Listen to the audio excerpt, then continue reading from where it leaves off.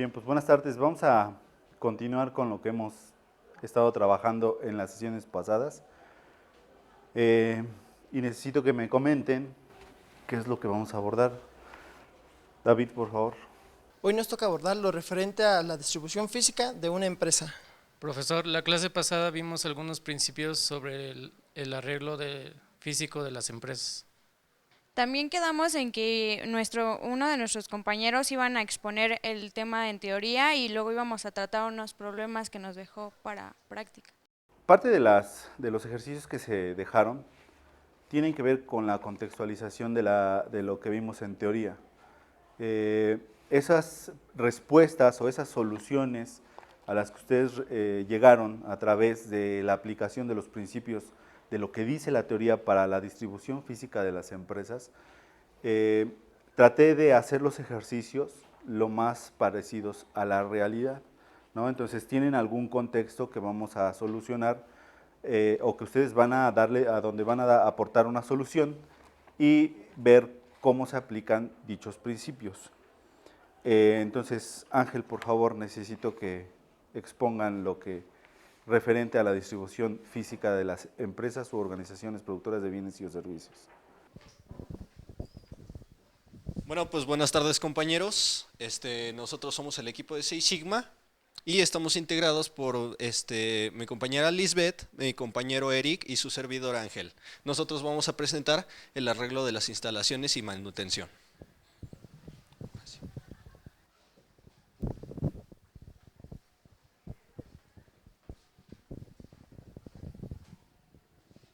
Lo que vamos a ver en este tema es cómo optimizar las áreas de trabajo en la instalación para que tengamos la máxima eficacia, los gastos menos posibles, pérdidas de tiempos reducidas, accidentes nulos, si se puede, y cosas por el estilo. Bueno, yo les voy a hablar de la manutención y transporte de los materiales. Para esto, bueno, en este es de aquí vamos a poder observar la clasificación de los tipos de equipos que podemos utilizar en manutención y transporte de estos, al igual que la clasificación de estos. Muy bien, pues entonces vamos a ver un método de análisis de arreglos físicos de las instalaciones. Como es importante, nosotros debemos de tener bien organizada nuestra planta de producción para poder minimizar los tiempos muertos. A ver, ¿tú tienes una duda? Entonces, ¿cuál es la diferencia entre el componente fijo y el componente por proyecto si en ambos casos el material pasa por las estaciones de trabajo? Bueno, pues el componente fijo, como su nombre lo dice, pues no va a cambiar. Un gran ejemplo que tenemos son las líneas de ensamble. Entonces, las líneas de ensamble siempre van de un inicio desde el primer taller hasta el último. Van de principio hacia fin sin poder regresarse, con diferencia del componente variable, el cual el producto puede regresar de un taller a otro, exceptuando la producción en línea. ¿Alguien tiene alguna otra duda? Entonces, en la producción de muebles de madera, ¿es por componente fijo o componente variable? Específicamente los muebles de madera tienen componente variable, debido a que un mueble se va a diseñar de acuerdo a las especificaciones del cliente. Un mueble que tenemos va a llevar su línea de producción, pero si al cliente no le satisface en alguna necesidad, entonces lo que deben de hacer es modificarlo. Entonces va a regresar hacia un taller en el cual van a hacer dicha modificación. ¿Alguien tiene alguna otra pregunta? ¿Qué tipo de distribución tiene la fabricación de un barco o de una joya? Específicamente la producción de una joya o de un barco tienen componente variable debido a que los materiales y las herramientas y la mano de obra que se requiere viajan justamente hacia el lugar donde se está produciendo el producto. Bueno, por nuestra parte sería todo. Agradecemos su atención y pues muchas gracias. Todo lo que acaban de exponer sus compañeros de este equipo, con los ejemplos que ya les distribuí a cada uno de los equipos, se supone que sus compañeros expusieron la metodología de los arreglos físicos. Entonces, ahorita lo que van a hacer es ponerse de acuerdo, trabajar en equipo con dicha solución y la van a exponer para que posteriormente, hacia el final de la clase o por la tarde, ustedes me hagan llegar los archivos y yo los pueda realimentar. Entonces, por favor, reúnanse en equipos y pónganse de acuerdo para ver quién va a exponer la solución de las problemáticas que ya se dejaron con antelación.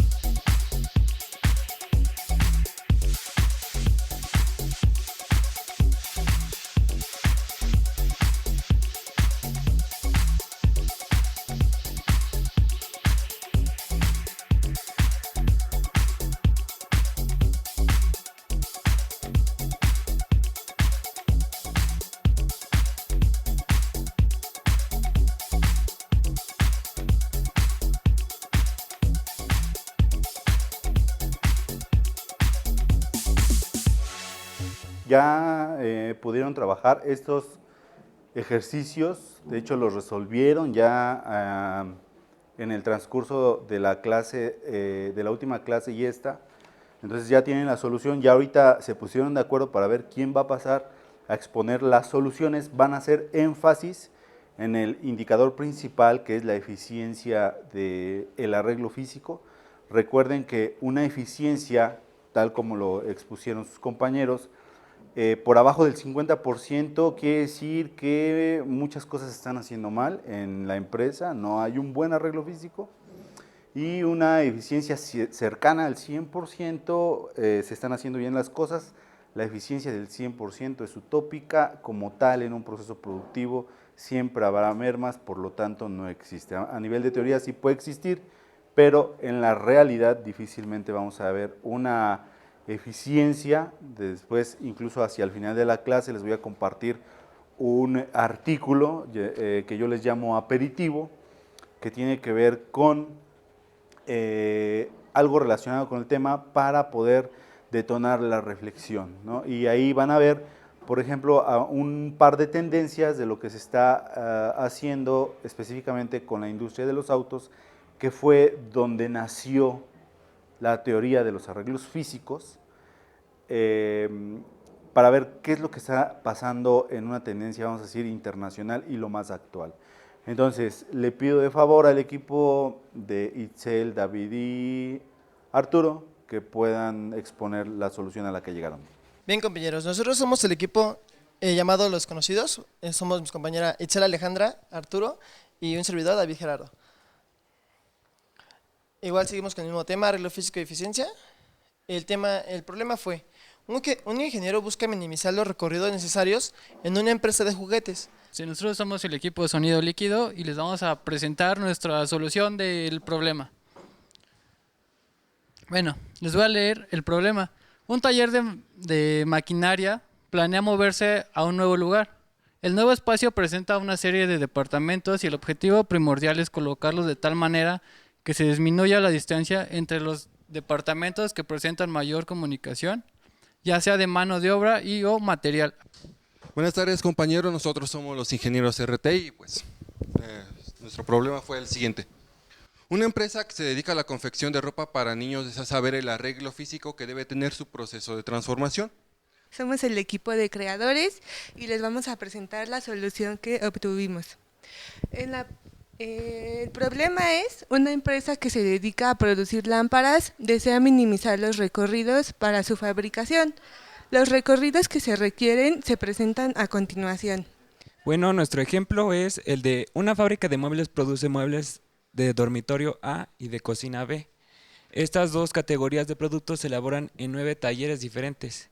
Se vende un promedio de 1.500 mobiliarios de A y 2.000 mobiliarios de B. Gracias, y por último entonces, Hola, buenas tardes, compañeros. Yo represento al equipo Tecnoequipo y les voy a exponer el ejercicio que nos tocó.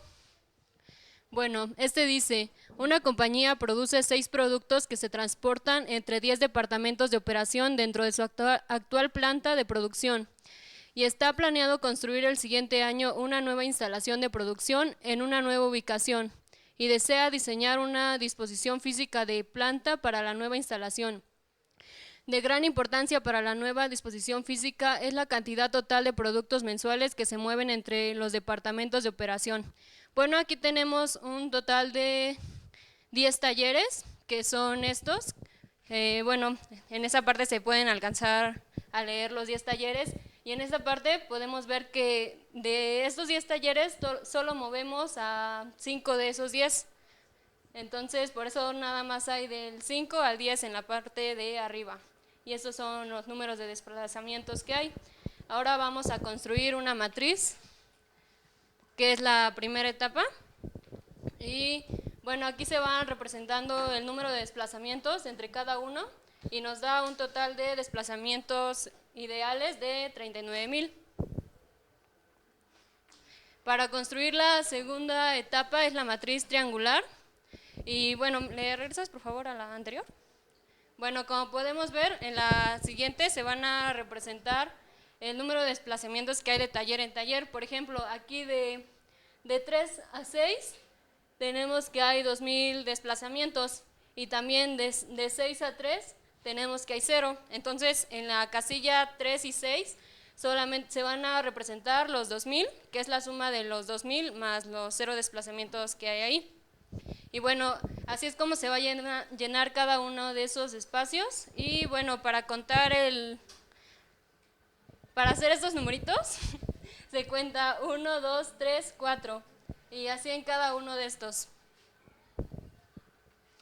Bueno, ahora se van a clasificar los desplazamientos y se va a ordenar de manera decreciente por el número de desplazamientos que hay. Y entonces, aquí el vínculo que tiene más desplazamientos es del 1 al 7 y así se van anotando en forma decreciente.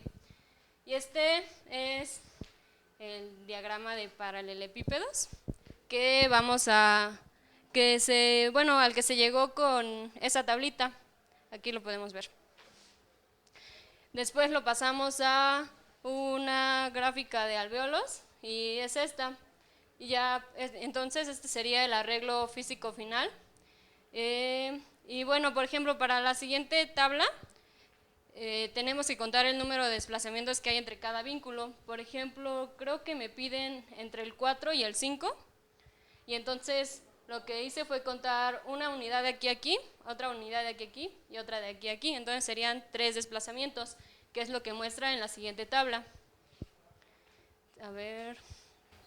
Sí, aquí está el último, de 4 a 5 hay 3 desplazamientos y entonces se multiplican el número de desplazamientos por la longitud y dan los 3,000. Y así en cada uno de los casos en el que hay una longitud, 2 y 3, y ya se multiplica y da que el número de desplazamientos real es de 58,000. Entonces, la eficiencia, como ya lo comentaron nuestros compañeros, es el número de desplazamientos ideal entre el número de desplazamientos real por 100. Esto ya lo teníamos en tablas anteriores y vemos que la eficiencia es de 67.24%. Como vemos, es muy baja. Entonces, bueno, concluimos que podemos representar en nuestro arreglo final de otras maneras, haciendo que coincidan los requisitos que piden y pues ya podríamos elevar un poco más la eficiencia. Gracias. Ya pudieron ver ustedes, digamos, el indicador principal en el arreglo físico que tienen las empresas. Solo es necesario que imaginen una empresa entre más grande, lo pueden ver, por ejemplo, el problema que les tocó a sus compañeros de Six Sigma, con, digamos, con una fabricación doble, ¿no?, de 2 productos. Entonces, entre más procesos tenga la línea o el componente, mayor es su complejización. Por otro lado, como acabó de decir su compañera Rosa, de alguna manera, entre más talleres se tengan, va a ser más complejo calcular la eficiencia. Sin embargo, ustedes pueden hacer diferentes iteraciones, es decir, buscar que la eficiencia crezca, ¿no? Difícilmente van a buscar que la eficiencia decrezca. Entonces, les voy a dejar de tarea que hagan 2 iteraciones más para encontrar diferentes eficiencias y podamos continuar y cerrar esta parte. Bien, para cerrar, quiero preguntarles algunos aspectos que se supone ustedes trabajaron en la investigación tanto de las soluciones, para darle solución a los problemas, como la parte teórica. Bien, ¿cómo fue que llegaron a la solución? Lo que nosotros hicimos fue una investigación de las problemáticas que tienen las empresas, de tal manera darnos una idea de lo que pasa en la realidad. Lo que tuvimos fue que teníamos opiniones diferentes, entonces tuvimos que dialogar hasta que llegamos a un punto en el que estábamos de acuerdo todos, basándonos en la teoría que ya nos habían dado nuestros compañeros. Bueno, yo creo que nuestro primordial problema y conflicto fue que no teníamos ni idea de cómo era una distribución de planta en lo que estábamos realmente haciendo y que pues al final de cuentas nos faltaban los principios de teoría que nos expusieron ahorita nuestros compañeros. Yo creo que fue como lo que más nos falló a la mayoría para encontrar una eficiencia más alta. ¿Qué tipo de valores se promovieron en el trabajo que hicieron fuera y dentro de clase? Bueno, profe, pues pudimos observar ciertos valores como la responsabilidad, el trabajo en equipo, la confianza entre nosotros también, porque pues, tuvimos que convivencia. Bueno, esos fueron los que yo observé. Creo que aparte de los valores que mencionó Pablo, también destacaría mucho la resolución de problemas, porque por lo que yo pienso que por la formación que llevamos hasta el momento y por como me logro vislumbrar con futuro ingeniero, creo que se necesita aprender a darle resolución a ese tipo de problemas, por lo que, bueno, yo lo considero como un valor. Es muy importante lo que acaba de mencionar mi compañero. Pienso que el compromiso social es una parte muy importante también, porque en las investigaciones que he realizado en torno a emprender una empresa, he visto su importancia y esto es algo que me ha adentrado a investigar, ya que pienso emprender una empresa al terminar la carrera. ¿Qué pasa con las grandes empresas internacionales y con una microempresa mexicana? ¿Siguen en la misma proporción los principios de la distribución de planta para una empresa? Bueno, yo les he comentado que donde nacieron precisamente este tipo de arreglos, la industria que propuso por primera vez este tipo de arreglos fue la industria automotriz. La tendencia, por ejemplo, siguió con las grandes empresas, entonces teóricamente deben de seguir los mismos principios. Precisamente les traigo un documento que les decía, llamado aperitivo, tomas uno y pasas los demás, donde viene una tendencia de los vehículos eléctricos. La clase pasada les comentaba que, por ejemplo, la industria Tesla está fabricando en el desierto de Nevada una planta que se espera esté lista para el año 2020, la cual, dicen ellos, va a revolucionar toda esta parte, ¿no? Precisamente quienes marcan las tendencias son los productos, no propiamente las empresas. Entonces, decía su compañero, una empresa transnacional o grande o internacional debe de seguir los mismos principios. ¿Qué pasa con las empresas micro o pequeñas empresas? Les he comentado que a nivel local en el país y cuya importancia resalta el trabajo que presentan las plantas o el trabajo que oferta una planta pequeña o una microplanta, también se supone debe de seguir los mismos principios. Pensemos o piensen, por ejemplo, en una industria que se dedica a la confección con tela de manta. Puede ser un taller chico, como el que vimos. De hecho, una de las problemáticas que ustedes resolvieron tenía que ver con ropa para niños. En México se maquila mucha ropa de distinta índole y no son talleres muy grandes, tienen muchas actividades que hacer para completar su proceso, pero no son muy grandes, no son muy complejas. Y les decía, pensemos en una empresa de manta. La manta es muy bien está muy bien calificada en el ámbito internacional y México exporta muchas cosas que tiene que ver con la manta, que se vende como una especie de tendencia en otros países, ¿no? Entonces eso puede de alguna manera generar empleos dentro del país, y esos también son aspectos que ustedes pueden mirar en la solución de sus problemas. Ya lo decía su compañero Yair, él piensa emprender con un proyecto al terminar su carrera, y eso es parte de lo que se espera con la formación de los ingenieros. Ustedes, como saben, son ingenieros en matemática. Con esto, si ya no hay más preguntas, vamos a cerrar la sesión. Les decía, van a enviarme 2 iteraciones más para su arreglo físico, encontrando diferentes eficiencias. Y la próxima sesión, entonces sí, vamos a seguir con el siguiente tema. Ya sus compañeros enviaron el documento de teoría, es pronósticos, es amplio, tiene como 6 tipos de problemáticas. Por favor, estudienlas porque vamos a seguir la misma dinámica. Muchas gracias y nos vemos la siguiente sesión.